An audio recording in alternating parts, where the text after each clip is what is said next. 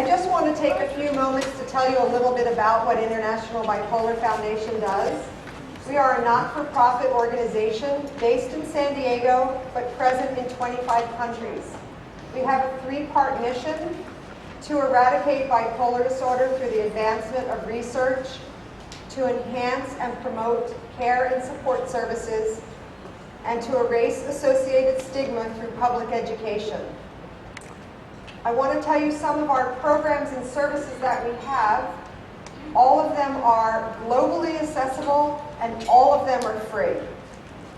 In terms of our research component, we have awarded over $250,000 to various scientists throughout the United States. In our care and support program, we have a buddy program where we connect newly diagnosed people with bipolar disorder and their caregivers with someone more experienced. We also have an outreach and referral program. If we don't know of a provider in that particular city, state, or country, we are members of the International Society for Bipolar Disorders, and so we can reach out to their directory and find a provider for anyone throughout the world.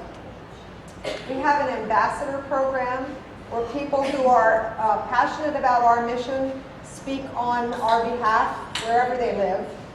We have 17 international bloggers, and our blogs can be found on our Facebook, our Twitter, and in our My Support newsletter.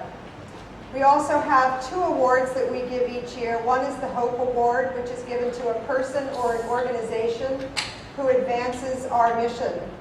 The other is the Imagine Award, and you'll be learning more about that in a few moments. Our education component is an extremely important aspect of our mission. Hopefully all of you saw the book that we just launched out. It's out on the front table, called Healthy Living with Bipolar Disorder. It's a 14-chapter book written by experts in the field. The book is free, available to anyone throughout the world in both a PDF or a hard copy. We at this point have 11 country-specific chapters. So if someone in Israel wants to see how bipolar disorder is treated both medically and culturally, we have a country-specific supplement and 9 others.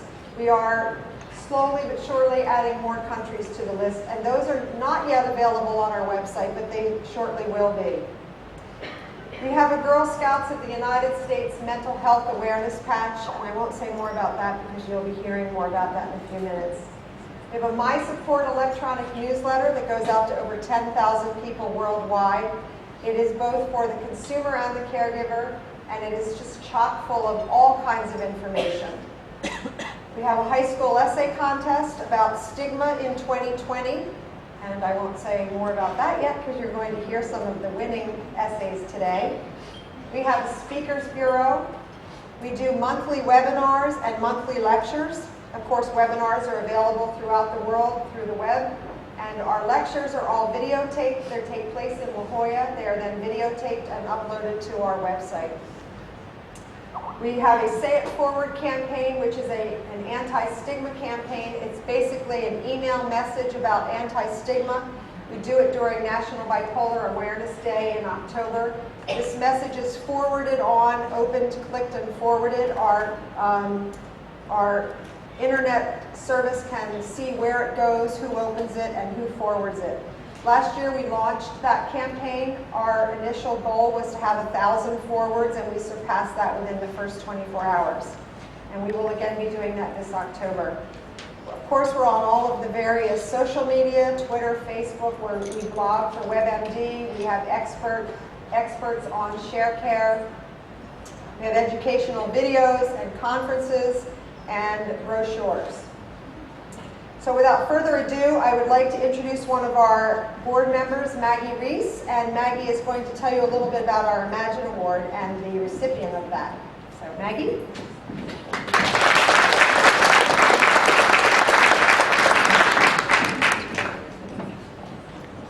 Thank you, everyone.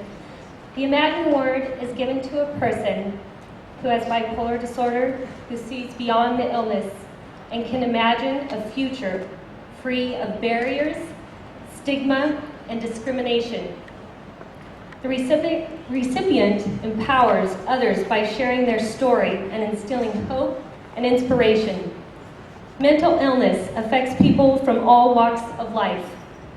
Nancy Foster, wife of the mayor of Long Beach, California, Bob Foster, suffered from bipolar disorder and its depression for 11 years before she was diagnosed and treated at the age of 35.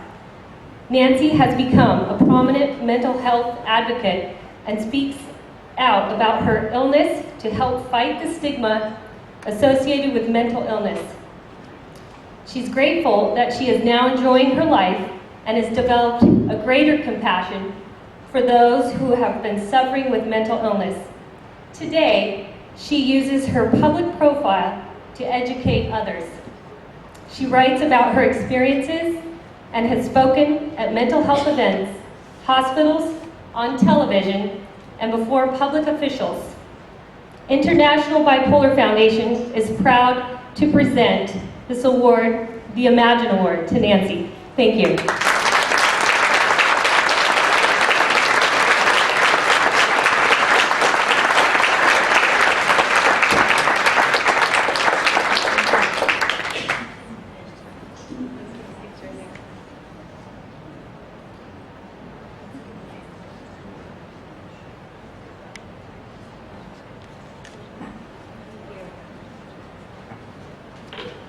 Let me just say a few things. I get emotional when this happens. Thank you very much for inviting me here today. My son actually is 40 years old today. So this actually started happening 2 months after he was born. It just dawned on me today when I was in the restroom that my son is 40 years old today and I am getting this award. And what are the chances of that happening? That is unbelievable.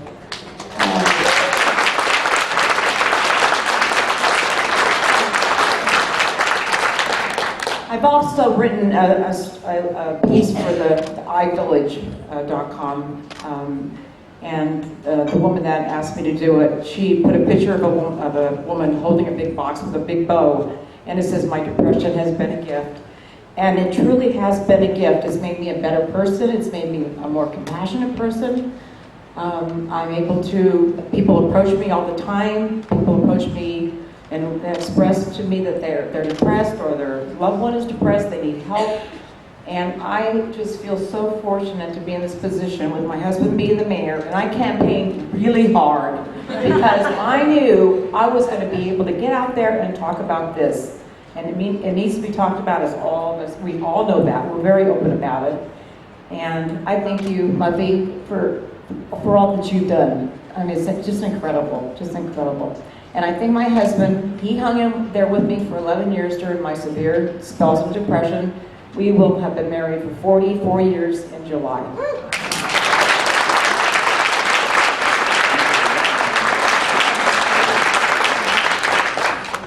We also speak openly about our son James, who has bipolar disorder, and it was not diagnosed early enough. He also has a problem with drug addiction, and we're very open about that to help other people, and he's okay with that too. But I want to thank you so much. This is really a dear, great honor for me to be here today. Thank you so much.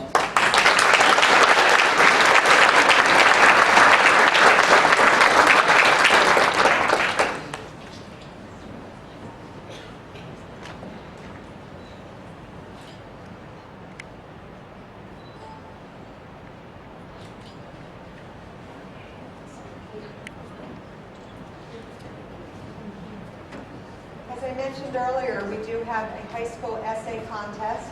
Last year, we launched that high school essay contest just in San Diego and Imperial counties. A young man from Canyon Crest Academy won.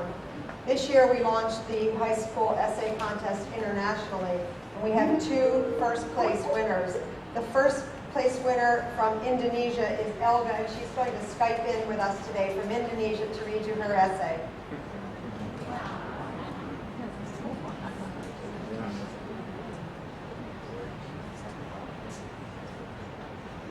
We're going to try and Skype it in.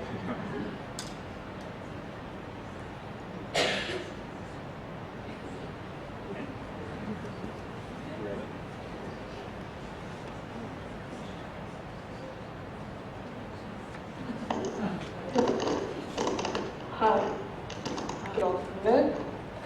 My name is Alcatraz and I'm from Indonesia. Here is my essay. Movements towards life and people with bipolar. All of us have perceptions on seeing things. However, our perceptions are not always consistent with the reality. Finding characteristics distinguishing people from other members of society who we regard as normal, we often stigmatize them. Stigma is a set of negative and often unfair beliefs that a society or group of people have for themselves. One of the stigmatized groups, people with bipolar. The society can that they are great, dangerous, and they should be. Hello. Stigma is highly unfair. It is similar with locking them in an invisible dungeon instead of offering help. Many of them are guilty. Stigma can affect on the people who have bipolar and they become afraid for help. They are concerned of being affected if this situation trigger unnecessary suicide. The World Health Organization estimates that by the year 2020, mental illness will be the second big cause of death and disability. If we ignore this rising issue, the nightmare will come true. We have to prevent this and change the future right now. The stigma deterring bipolar people to get help has to be erased. Stigma is incited by the lack of understanding about bipolar. Media is responsible for many of the misconceptions about about people with mental illnesses. It often stresses a history of mental illness in the backgrounds of people who commit crimes or violence. Real facts are needed to dismiss the misconceptions. Categorized as mood disorder, bipolar disorder is typically defined by alternating episodes of mania and depression. Nothing says that people with bipolar will certainly be murderers. It simply says that their moods are unstable. With proper treatment, they can enjoy controlled life and do daily activities well. We are able to support them by opening our minds and not opening them. Remember, they are humans too, only they're disturbed. Bipolar should be courageous to speak out their struggle against the illness. Their hurtful judgment can be reduced and eventually vanished. We might also write a letter to fight stigma and inform numerous of newspaper readers, radio listeners, policymakers, or a business we feel is discriminatory. Anytime we see stigma, writing the letter can help to educate. There are numbers of groups carrying out mission to stop stigma, such as National Alliance on Mental Illness and Depression and Bipolar Support Alliance. Joining such groups will allow us to be more involved in the battle against stigma. Fight this stigma with whatever you're able to do. For instance, if you're a writer, use your pen to promote the anti-stigma movement. If you are a media writer, give people a real picture of bipolar. Our actions, big or small, will make a change for them. Let's remove the mist of stigma and reveal the beauty of life. There is more than just gloominess, there's also light. We should bring back the light blocked by the stigma to their lives. Thank you.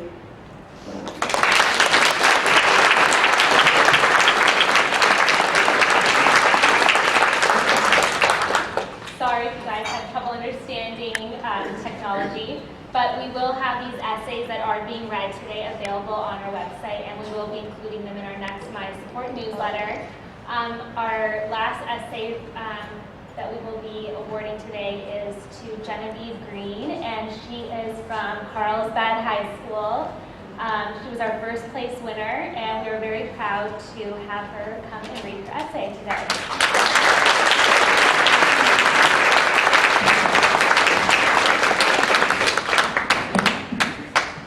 It's a Toastmasters thing, sorry.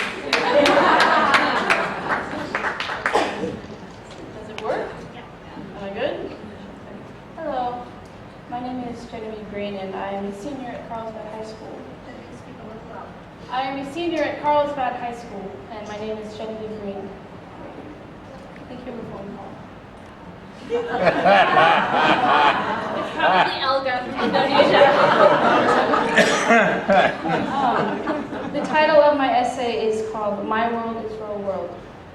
I walk into class, my shield a thick blue binder filled with my countless ideas and thoughts, my nature in disorganized form. Inside hide the pictures of relief, Cobain, Poe, Whitman, and Twain, others, success stories, reminders of what is possible inside my world, our world, the bipolar world. I sit, my own little planet, and watch the passionate pleas and anecdotes, ban the R word, words hurt, if you only knew me, on the student television show. I recognize their causes and struggles with a mixture of great respect and weary indifference. I've heard it all before. I've seen the beauty of social progression towards acceptance. But there's something missing. Enter May, Mental Health Awareness Month. My mind has become increasingly preoccupied with the serious lack of education and consideration in the public school system for mental health awareness. One could say that I have experienced the full and direct effect of such prevalent ignorance amongst today's youth. I received the diagnosis of type 2 bipolar disorder at the young age of 13. For nearly 4 years, I catapulted through the air, soaring up and up and up, only to plummet back down to earth, back to avoiding friends and feeling listless and empty. Bipolar disorder has been described as the worst hell imaginable, and I could not agree more. That is why I take offense to the erroneous vision of mental illness, the stigmatized, generalized, and absolutely searing use of bipolar in everyday speech, especially when the label is met with such horror and protest, such disgust at the very thought of being crazy, a daily experience I find to be incredibly upsetting and painful. I know that I am not alone in this. Society has painted such a comprehensive portrait of this disorder, people can hardly tear their eyes from it. They refuse to listen or attempt to modify their reinforced views. Some things need to change. By 2020, I want people to catch themselves when a bipolar label starts to slip off their tongues. And I want the label to be recognized as the derogatory and hateful term that it is. I want society to recognize the physical nature of the disorder, to capitalize on the strengths of an individual with bipolar disorder, instead of seeing the disorder as a weakness or a horrific flaw. In order to do so, the public school system needs to implement awareness programs into their curriculum for young students. Reinforcement of a concept can have positive repercussions. After all, we learn the social inappropriateness of the N-word and the archaic term retarded at a young age. Why not bipolar? Though progress of consciousness is slow moving, if we start now, we are that much closer to ending the stigma. I no longer want to feel ashamed and afraid of my identity, and I want the silent community of teenagers like me to shed their fear and embrace their identity for their world to see.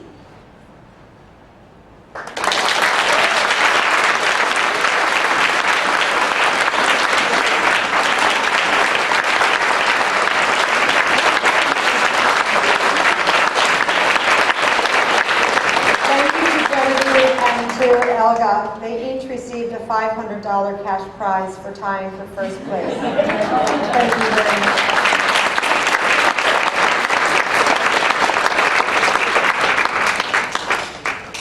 I would now like to introduce the Port Commissioner, Scott Peters.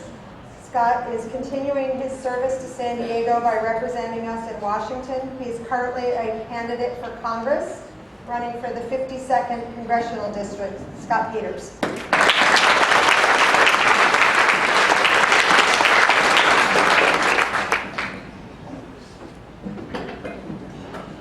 Good afternoon. Well, today we're really we're pleased to welcome to San Diego County and to Del Mar a leader not just in the American government, but particularly in the area of mental health. Congressman Patrick Kennedy served 16 years in the United States House of Representatives and is predominantly known as the author and lead sponsor of the Mental Health Parity and Addiction Equity Act of 2008.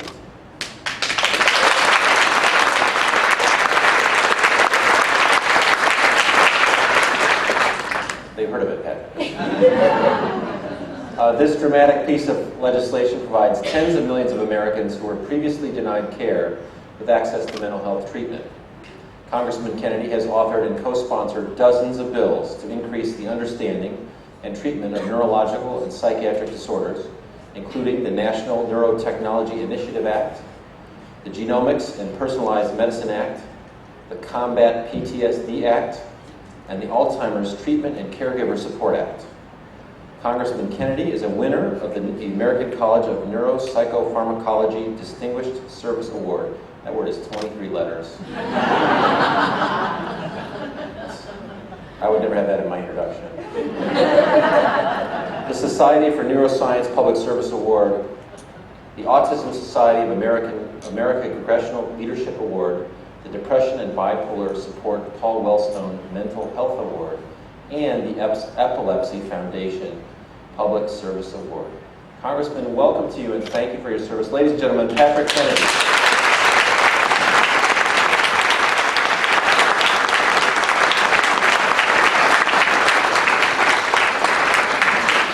Thank you, Scott, and thank you for running for public office.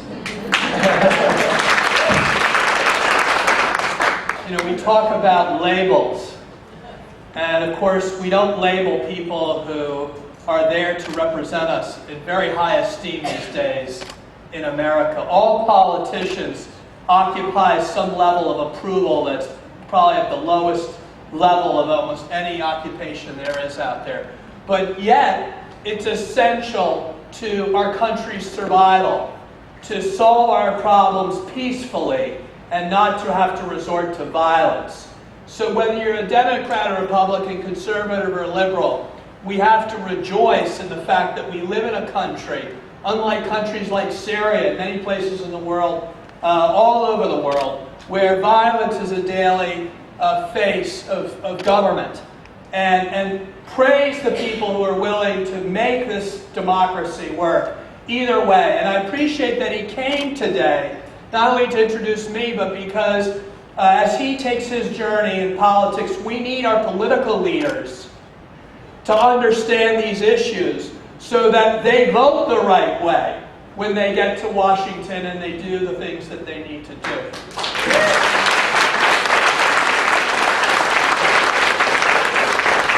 But I first want to say to Elga, isn't technology great?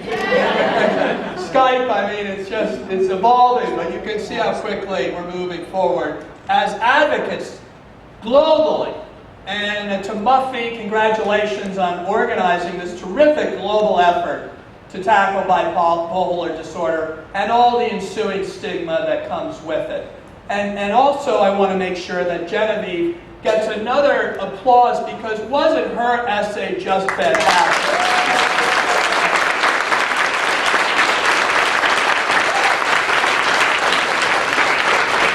And I want to congratulate Nancy Foster for her great willingness to be a spokesperson to shatter stigma through her own example as an individual who's willing to be public and not willing to let anyone else label her in any way that she doesn't feel is indicative of who she is. She's embracing the strength of being someone in recovery, and I appreciate that so much, and congratulations.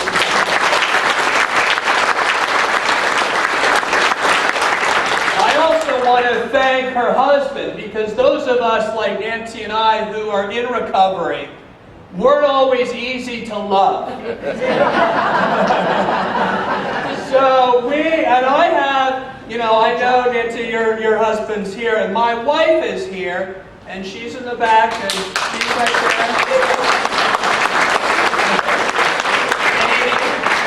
there. Amy, and she's doing the real work of taking care of my 5-week-old baby, Owen, who's also back there. So this is what you have to look forward to if you're in recovery. Your whole world can open up to you. And mine has, and I've been blessed with this beautiful baby just 5 weeks ago, and a stepdaughter and a wonderful wife who stands with me. Just as Nancy, we all are lucky to have people in our lives that love us. So I have the honor today to start off our program by acknowledging some of our young people who have gone through what it is to eradicate stigma. And let me read through to you what it takes to get a Girl Scout patch called the Mental Health Awareness Patch. First of all, they have to learn more about mental illness, what organ it's affecting, and the symptoms that it often causes. They have to acknowledge 5 famous people who suffer from a mental illness, and they have to identify 3 different ways that mental illness is treated successfully, I might add. They have to look up and define stigma in the dictionary. They have to interview someone who suffered from a mental illness and get them to talk about what stigma is in their lives. They have to understand all of these things, and they have to share what they learn with their friends. So I think that's deserving of a patch.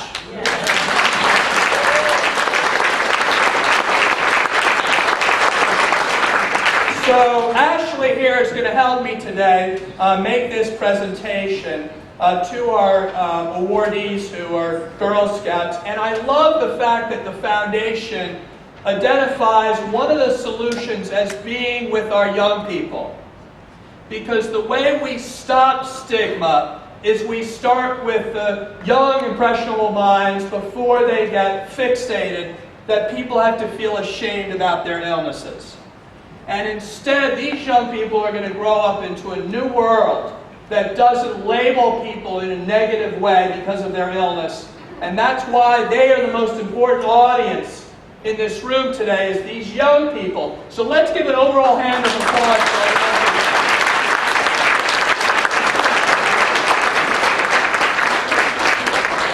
So I will call on all the girls, and you guys can come up. Savannah, we have 2 Savannahs, so you can both come up. Natalie, Julie, Kate, Bryn, Alina, Lily, Natalie, Reagan, Atara, and Natalia.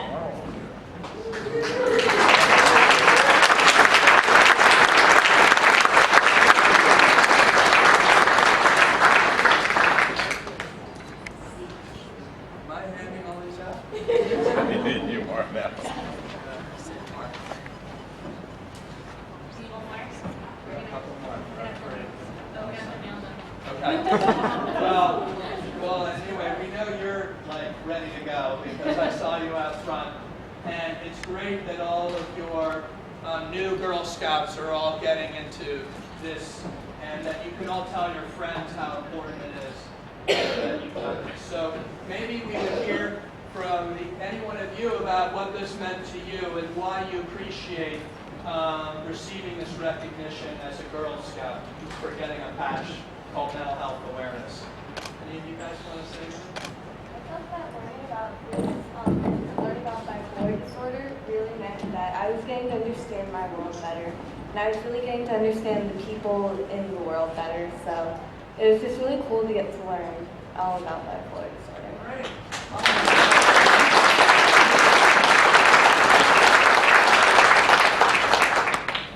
You get this one. Any of you want to speak in public?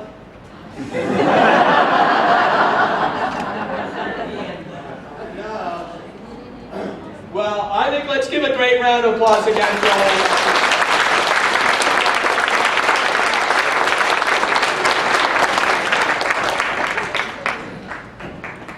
So let's hear it for their parents. All of their parents.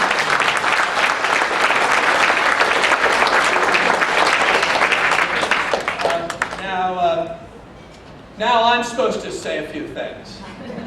Now in my family, I started speaking in public when I was about their age. Because I grew up in a family where my uncle was president, my other uncle almost was president, my father ran for president. And so, of course, in my family, when I went to school, In the 3rd grade, I offered the teacher a living wage. And then in the 4th grade, I was sent the assignment when the Iowa caucuses and New Hampshire primaries were for President of the United States. That was my childhood upbringing. I was elected at 21 as the youngest state legislator, elected to Congress as the youngest member of Congress at 27, and then elected to Democratic leadership at the age of 31. And none of it had to do with my last name being Kennedy whatsoever. So, I just want to tell you a brief story because Scott introduced me as a member of Congress for 16 years. Now, when I got elected to Congress, I had already been a state representative and I had been a co-sponsor of mental health parity legislation. You know, this really revolutionary concept that the brain is actually part of the body. That's what So I decided when I was a new member of Congress that I wanted to sponsor on the federal level a parity bill.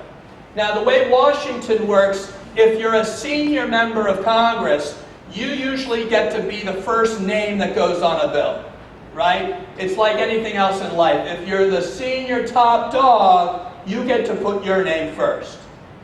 So I was the youngest member from the smallest state in the country, Rhode Island, and I was in the minority party. And yet, I got to be the first name on the bill called Mental Health Parity and Addiction.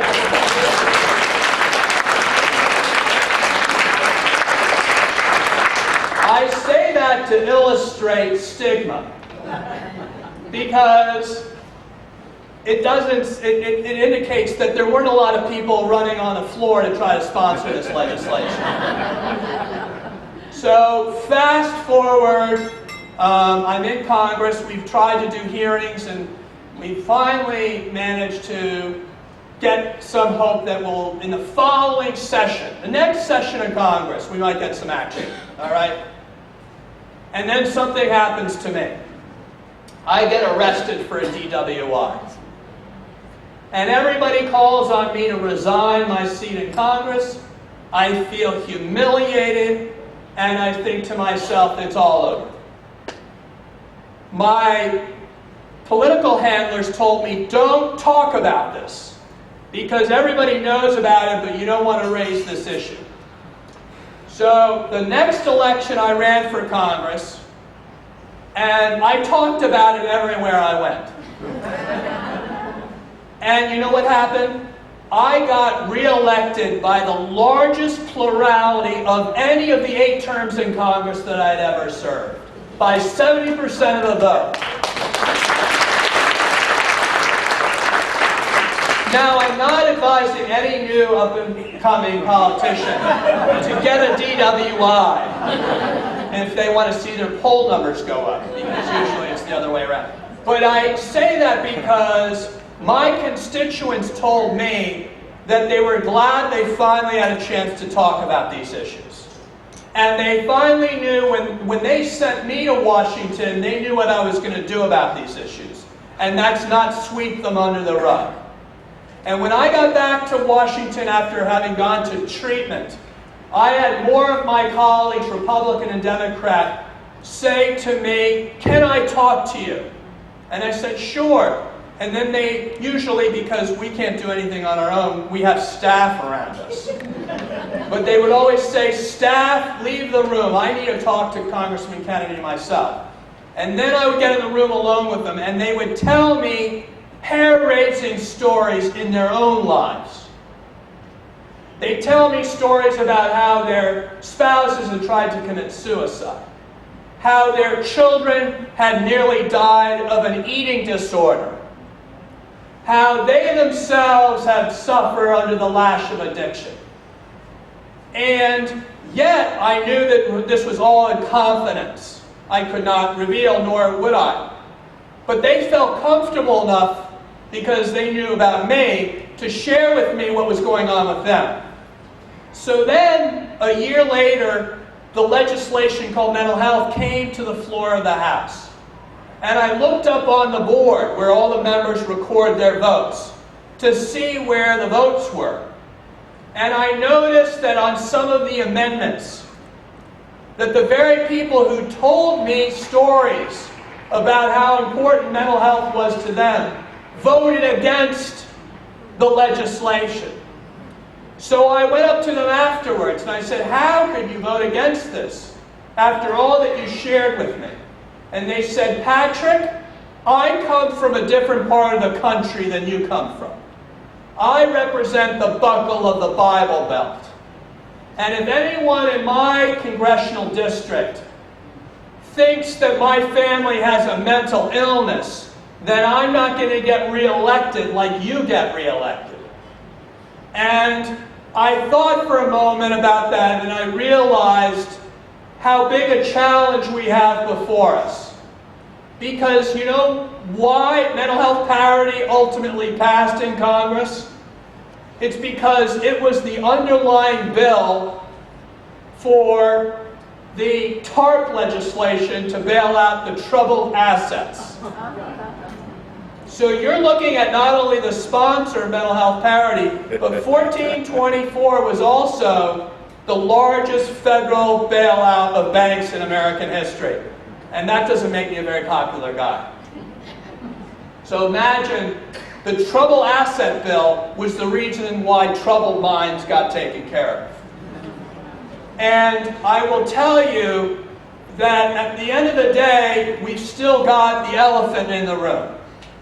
And the elephant in the room is stigma, as was said so eloquently by Genevieve.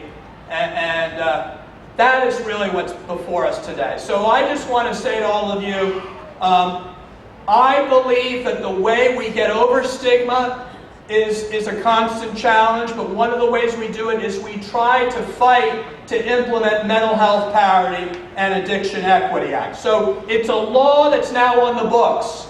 But as all of you know, laws don't mean very much unless they're implemented and enforced.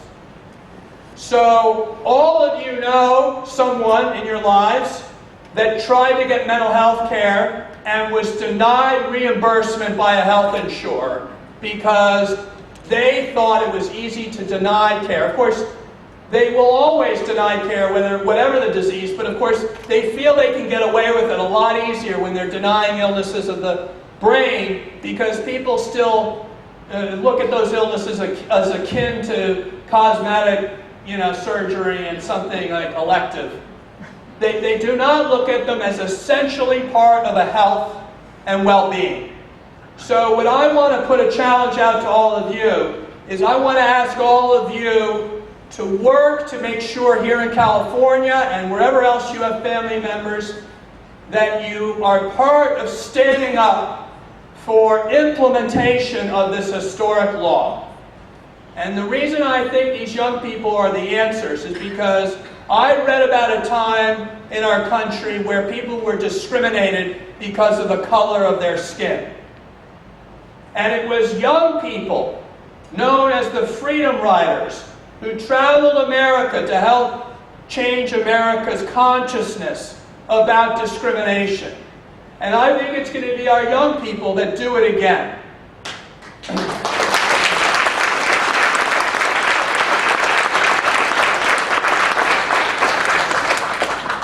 And I'll close with this.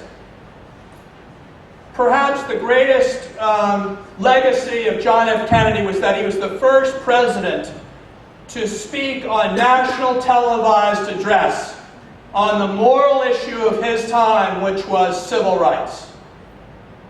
And in his speech to America, he said, "Who amongst us would trade the color of their skin and then be content with those who counsel patience and delay?" In other words, if you are being discriminated against and being treated as a second-class citizen, then you don't like the status quo, and you want to change the way the world works. But if you don't feel any of that pang of discrimination, it may be hard for you to relate to someone else who does feel that discrimination. But I think the challenge that we're all facing is going to be a lot easier in some respects than even the civil rights battles that came before us, based upon color and creed and gender. Because in case of mental illness, it literally affects everyone's life in this country. Whether if it isn't you, it's your sister or brother, it's your son or daughter, it's your mother or father, it's your aunt or uncle, or it's your best friend.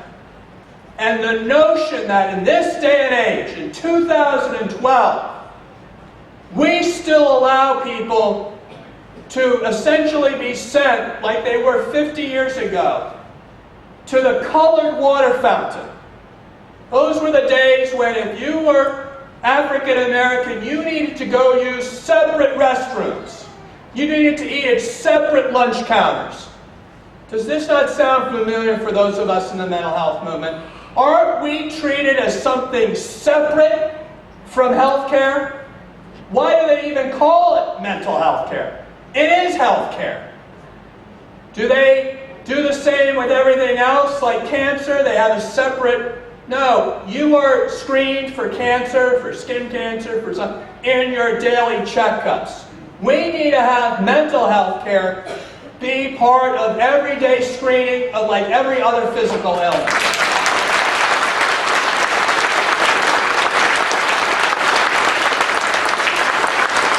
Because at the end of the day, people won't feel so stigmatized if they're feeling as if everyone else is getting screened. And it's normal. Part of healthcare is to get the checkup from the neck up. All right? And it's the most important checkup and many of us can get, because it's the way that we get the treatment that we need that can change our lives. So I want to thank this wonderful foundation because they're interested in doing everything, including research, but they're also interested in getting services, and they're interested in changing stigma, and they're doing it globally.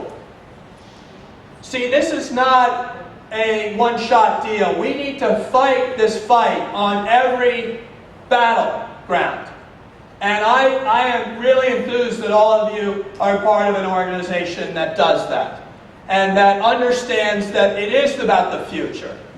So I want my baby, Owen, to grow up in a world where if he needs to get mental health care, he won't have to feel like he has to isolate because he feels so ashamed about his illness like his father had to feel.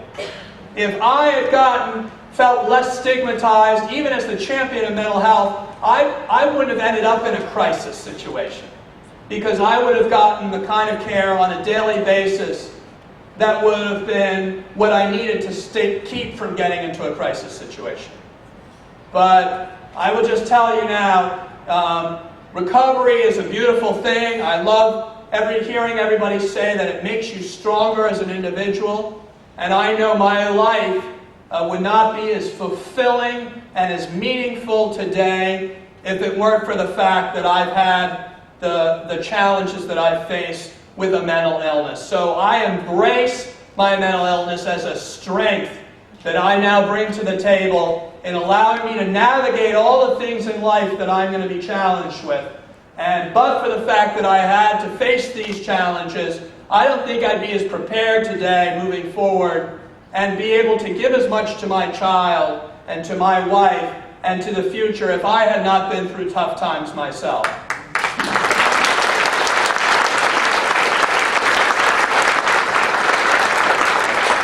So, not far from here are the Special Forces.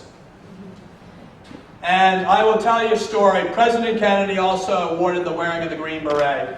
And there's a Special Forces Center named after him. I went and toured that, and they said to me, you know, Congressman, we do a lot of mental health here for these Special Forces. And I said, these Special Forces don't need mental health. They jump out of airplanes, they swim underwater without breathing for 2 miles. They come out on the beach and they speak 5 languages. They take out Osama bin Laden and they're home before bedtime reading to their kids. I mean, what do they need mental health for? And they say, no, Congressman, you don't understand. We don't look at mental health as something for weak people. We look at mental health as a force multiplier. And I'm like, damn, that's good. Force multiplier. Yes, they said, I said, what do you mean by that? He said, we look at mental health as a way in which our young men and women can achieve their maximum potential. And I'm like, wow. Imagine if in this country we looked at mental health as a force multiplier. How many Americans would be rushing to get a little extra force multiplication? I mean, all of us. Because all of us want to be more, able to take on the very difficult stresses of life in a much more efficient way. Right? We're Americans. We just want to do it all and we want to win. This is the way to win. And wouldn't it be great if we had a different attitude? Well, I love your organization because you're about changing the attitudes. And if we change the attitudes, then everything else will change. We'll get implementation of parity. We'll get the money we need for research. We'll do what we need to do.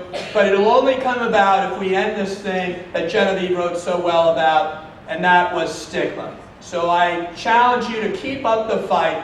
And let me close by quoting my Uncle Robert Kennedy, who spoke about taking on challenges to a group of students in 1966 in Cape Town, South Africa. Who would have imagined back in '66 that a man named Nelson Mandela would have walked out of jail and into the presidency of that country? And that it would have been done without a shot being fired in terms of a total conflagration which could have eaten that country alive. Sure, there was violence, just like there has been in our country with civil. But just to think how, and back in '66 he said, each time a person stands up or acts to improve the lot of others, they send forth a tiny ripple of hope. And coming from a million different centers of energy and daring, those ripples can create a current that can knock down the mightiest walls of oppression and resistance. He meant that it doesn't take one person to change the world. It takes each of us doing our part. And just like in the civil rights movement in our own country, it wouldn't have happened unless everybody got into it. And just like this movement in mental health, it's going to take everybody, not just the consumers, but their family members, their friends. All of us need to stand by this because this is about how we want to live as a people and how we want to treat our brothers and sisters. Do we want to treat them with dignity and respect, or do we want to marginalize them and segregate them in our society? I propose that it's the most American thing to want to embrace everybody, include everyone in the family together, because ultimately we're all related in some way because we're all children of God. Thank you very much.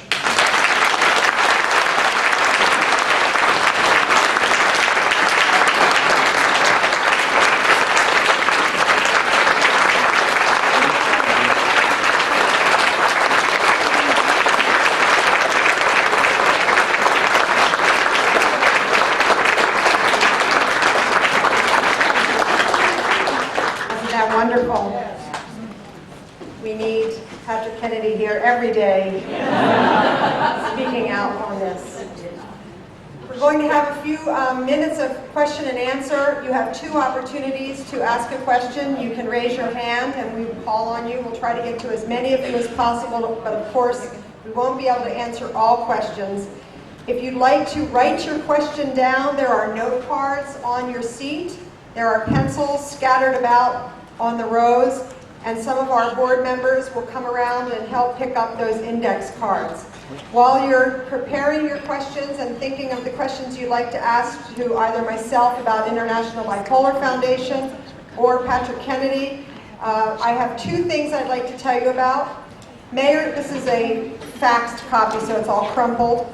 But Mayor Sanders signed yesterday for the City of San Diego proclamation that this is Mental Health Month in San Diego. That's wonderful.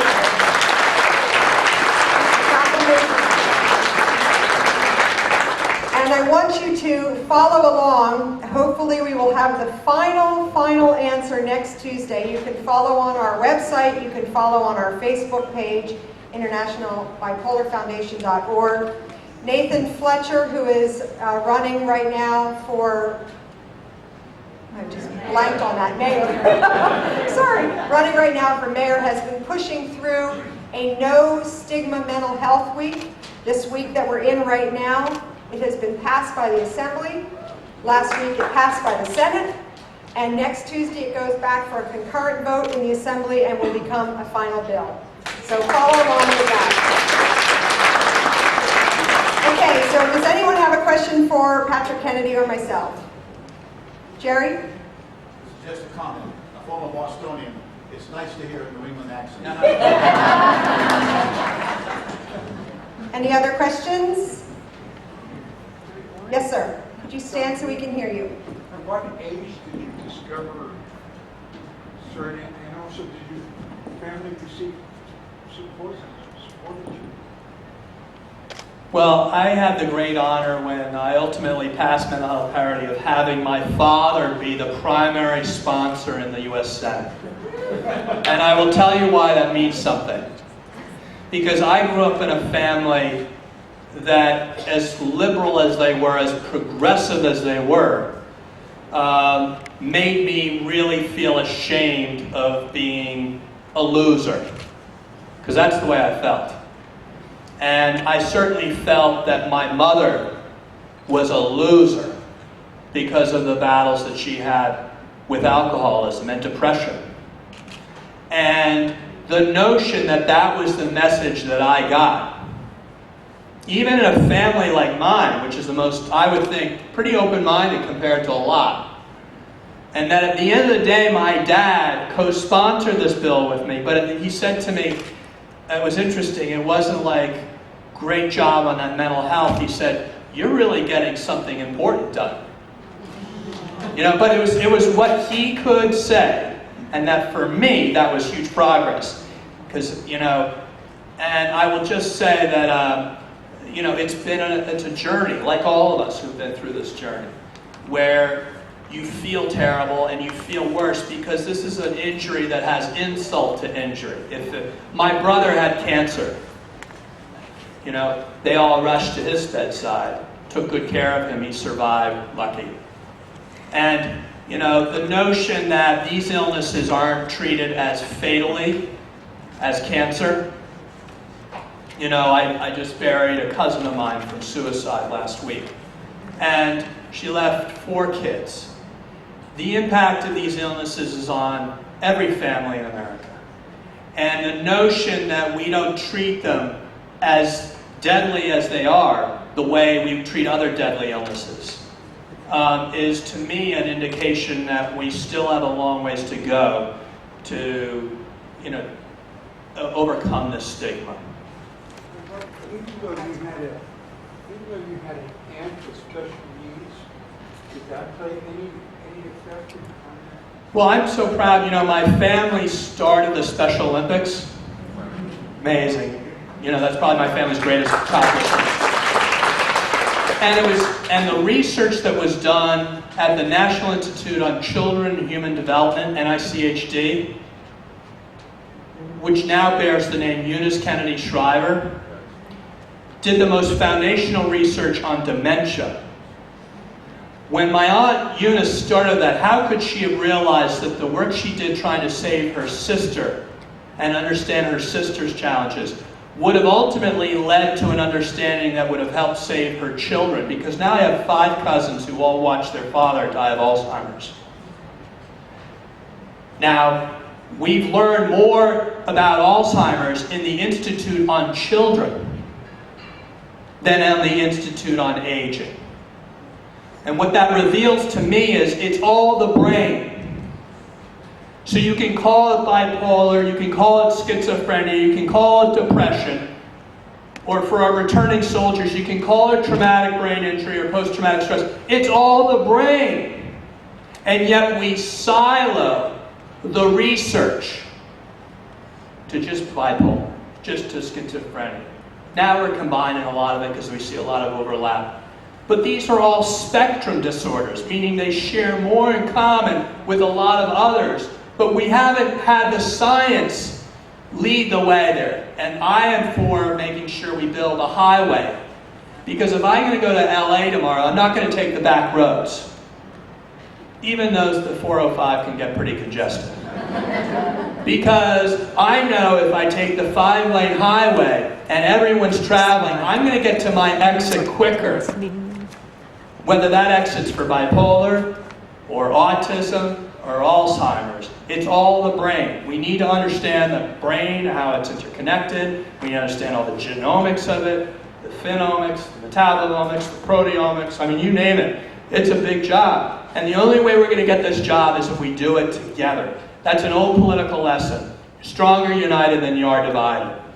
And I think it applies especially true in this area of neuroscience.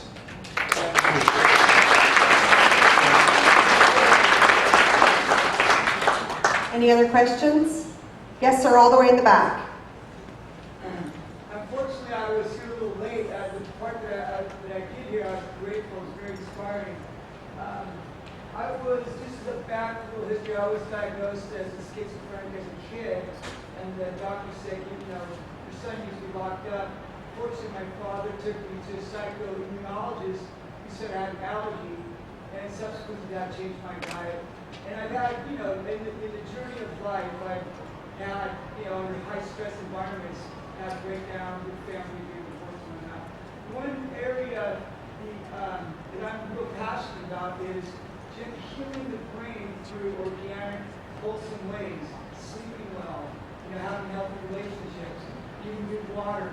One of the greatest problems that we face as a civilization is electropollution, and that was according to Dr. Andrew Weil. So my question is, in the realm of the stigma as it relates to navigating forward, how we can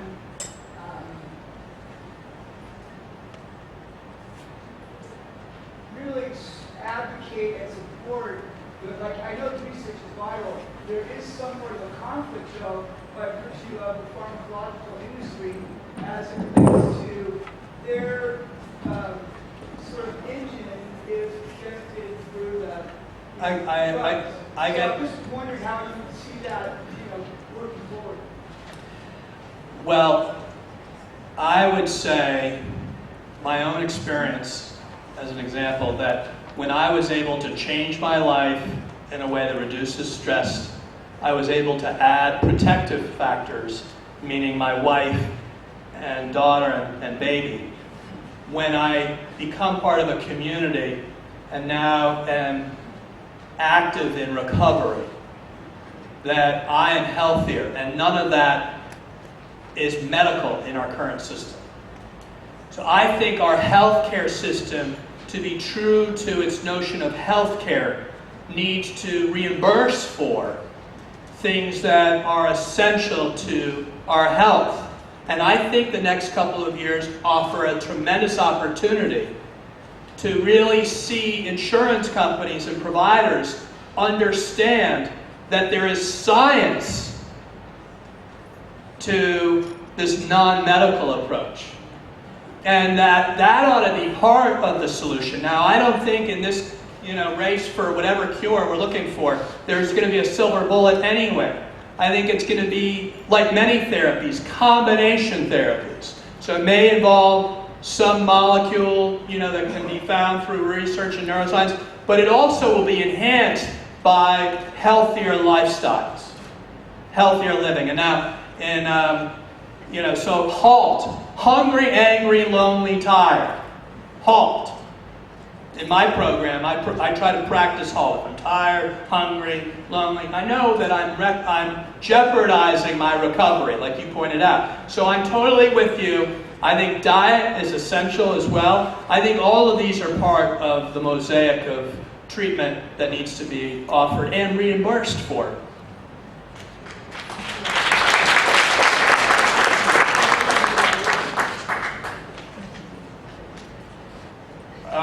How will funding be achieved in the face of the deficits that our country is facing?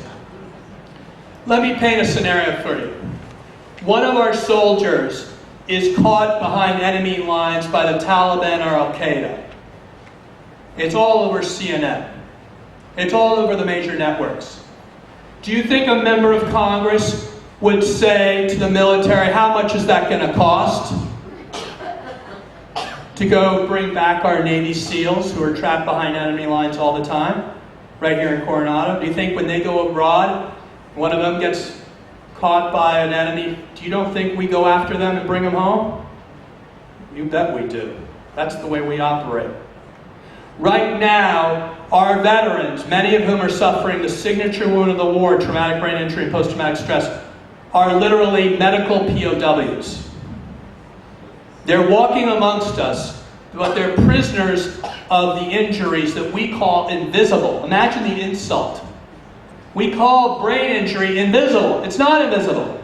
You can see it through PET scan and other forms of imaging.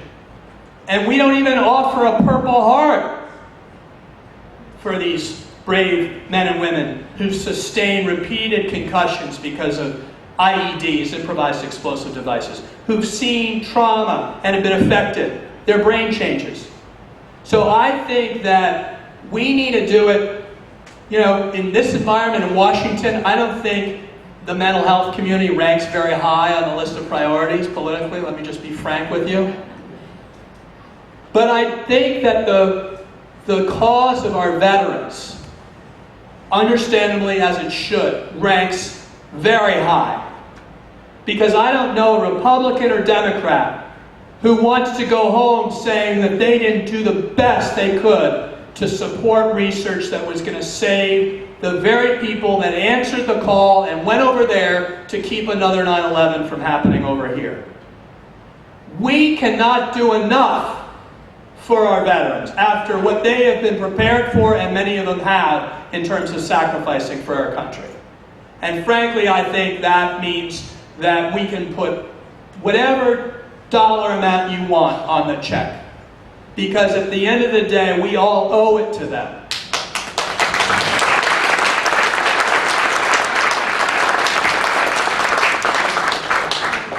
I'm just going to read this one last question because we need to wrap up. It says, are you going to run for office again? I live in a new state now, in New Jersey, because my wife, I met her at an ARC dinner. Imagine I was going to speak on behalf of my Aunt Eunice to memorialize her work with Special Olympics. And at table 123 in a big auditorium was sitting my wife. She didn't know she was my wife at the time. Anyway, so I'm in New Jersey now, and I always tell people the only way I'm getting back in politics is as my wife's campaign manager when she runs for governor. And my cousin Timmy Shriver, Special Olympics is going to New Jersey in 2014, the national games. So California, your Special Olympics teams are all going to New Jersey. So my cousin Tim Shriver, who runs Special Olympics now, said to me, he went in and met with Governor Christie. And Governor Christie said, hey, listen, if I'm going to help you, you got to make sure you stop getting your cousin to try to get his wife to run against me. And Timmy said to me, Patrick, I thought that was a good joke, but he was deadly serious. So I may not have to run, just the threat of getting my wife to run may be enough. Thank you very much.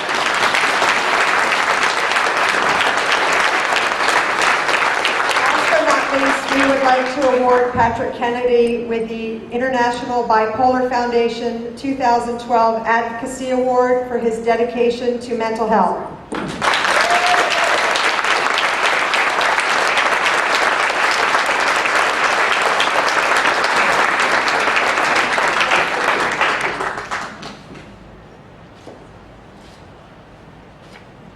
Let's give a round of applause for Monday!